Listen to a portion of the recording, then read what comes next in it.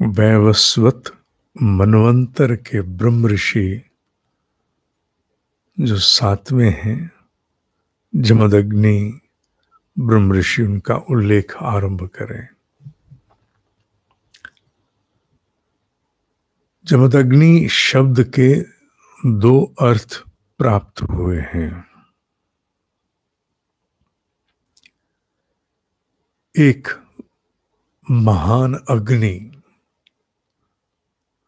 और दूसरा भाव है जो अग्नि को समेट जाए। अतः जमदग्नि शब्द के दोनों भाव वस्तुतः अग्नि से ही जुड़े हैं। और यहां अग्नि क्रोध की अग्नि को भी कह सकते हैं, प्रचंड तेज संकल्प की अग्नि भी कह सकते हैं।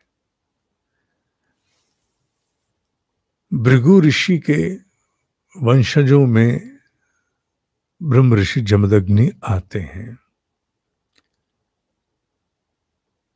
रुचिका और सत्यवती इन दोनों की संतान है ब्रह्म ऋषि जमदग्नि।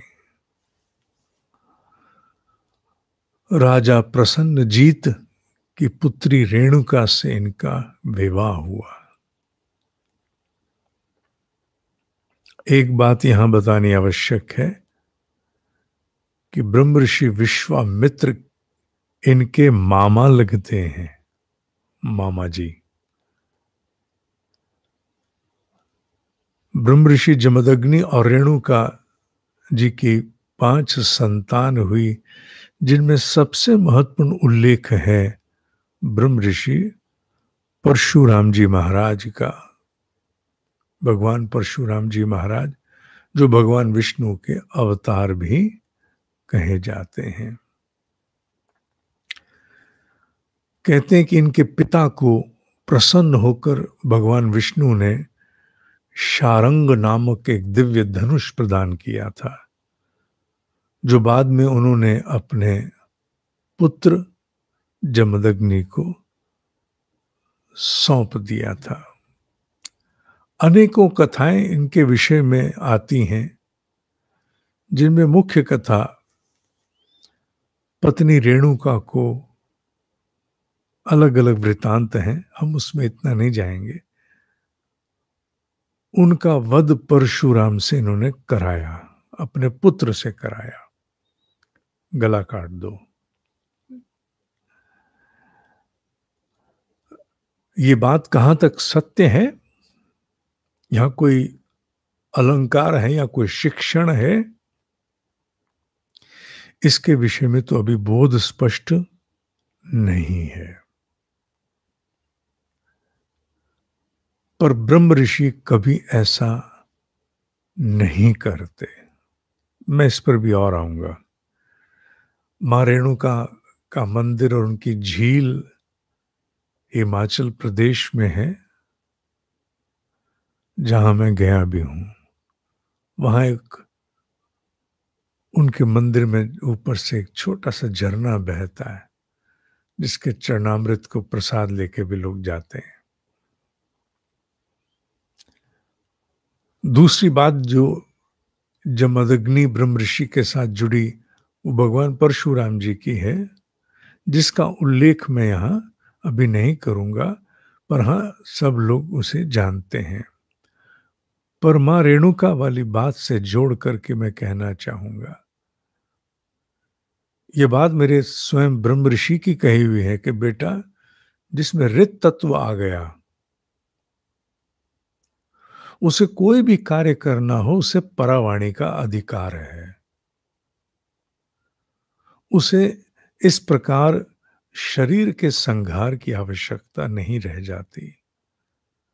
अगर उसे हस्तक्षेप करना हो, पहली बात तो ब्रह्म ऋषि होने के उपरांत वो काल के अनुरूप ब्रह्ममयी हो जाते हैं, हस्तक्षेप नहीं करते। पर अगर हस्तक्षेप करना भी पड़े तो वध इत्यादि वो इस प्रकार नहीं करते। वो परावाणी से जीव की धारणाएं, दर्शन ही बदल जाते हैं। उनमें इतनी क्षमता होती है। अतः ब्रह्मर्षि जमदग्नि ने कभी माता रेणुका का वध करने के लिए किसी को कहा हो, पुत्र को, ये बात ठीक नहीं उतरती, भले ही कथाओं में कितना भी उल्लेख क्यों ना आता हो, क्योंकि ऋषि का ऋत तत्व परास्त नहीं हो सकता। दूसरी बात, हमारे एक वर्चस्वी साधक ने इष्ट गायत्री में हनुमान जी की जो हम मंत्र बोलते हैं उस पर उल्लेख किया है। हालांकि ये मंत्र जो इष्ट गायत्री के हैं, हनुमान जी, शिव, ये किसी मंत्र दृष्टा को प्राप्त नहीं हुए। इन्हें बाद में रचा गया और बहुत से लोगों ने रचा, अलग अलग शब्दों का प्रयोग करते हुए रचा, पर उनका एक उल्लेख था। हम हमारे मुख से अंजना यही निकलता है, वो अंजना अंजना ये होना चाहिए, एक वचन, बहुवचन नहीं होना है। अंजना ये मैं लिख करके भी भेज दूंगा, जिससे उच्चारण का दोष भी नहीं रहेगा। शब्द हनुमंत के स्थान उन्होंने हनुमान कहा। मैंने कहा ये आह्वानात्मक है, इसलिए हनुमंत ही इसे रहने देते हैं। ओम अंजना ये विद्महे वायुपुत्राय धीमहि तन्नो हनुमंत प्रचोदयात्। ये भी उल्लेख आपसे करना था। कर्म योग की कक्षाएं अब सितंबर माह में आरंभ होंगी। जिनके पंजीकरण हो गए, राशि आ गई, पंजीकरण हो गया, उन्हें आने वाले 2 दिन में पूरी समय सारणी की मेल भेज दी जाएगी। जिन्हें प्रवेश पाना हो आ सकते हैं। अंग्रेजी का जो कॉर्पोरेट प्रोग्राम है वो इससे सर्वथा भिन्न रहेगा। वो इस आधार पर नहीं रहेगा जैसे ये कक्षाएं, वो बिल्कुल भिन्न रहेगा। उसका सब कुछ ही भिन्न होगा, पाठन, राशि, सब कुछ भिन्न होगा। वो इसके साथ नहीं, वो केवल लीडरशिप प्रोग्राम्स में कॉर्पोरेट में ले जाने का उसको मन है। ठीक है, आज के लिए इतना ही। ओम ही सत्य है, ओम ही सत्य है, ओम ही सत्य है।